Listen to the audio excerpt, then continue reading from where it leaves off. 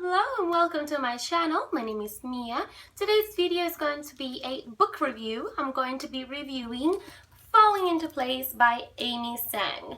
And off the bat, I'm just going to tell you I absolutely loved this story. I loved everything about this story.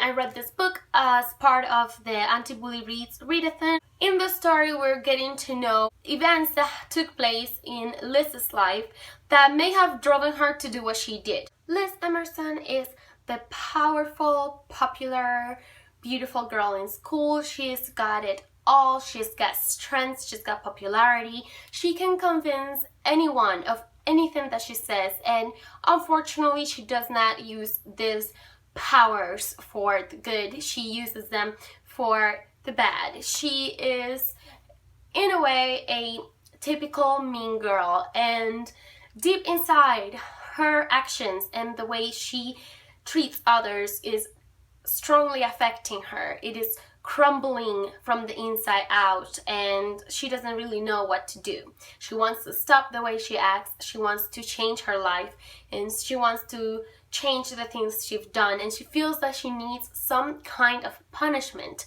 to pay for all the bad things that she's done and all the lives that she has ruined. However, this karma has yet to come her way, and she feels that it is time for her to take action.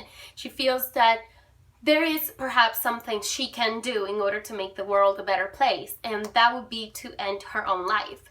Because to every action there has to be a reaction, and she feels that that has been lacking in her life. She feels that all the bad she has done has to return her way sooner or later, and since it hasn't so far, she wants to take action and she wants to make it happen. She feels that everyone in the world is good, wonderful people, but she is the rotten apple in the tree. She feels that she is destroying everything she touches, everything that gets in her path, and she does not know how to stop. She doesn't think she can stop. She decides to throw her car down a cliff and kill herself. The story is written in a way that the Newton's laws of motion are part of the story. She uses that towards everything.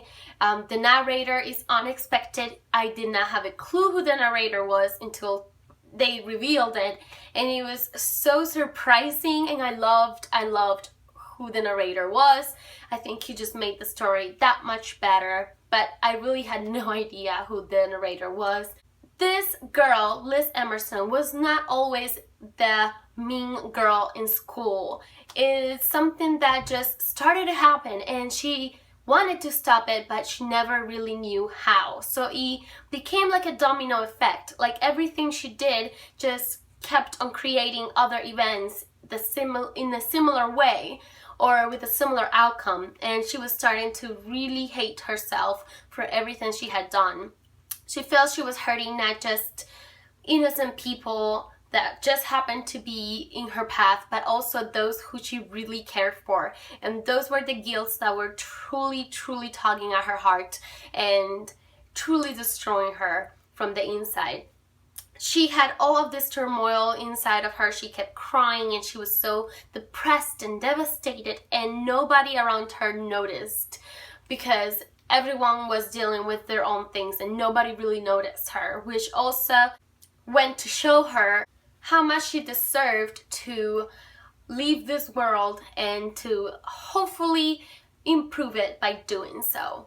She starts to plan her suicide utilizing the Newton's laws of motion as part of her plan, and it's just such an interesting way of writing.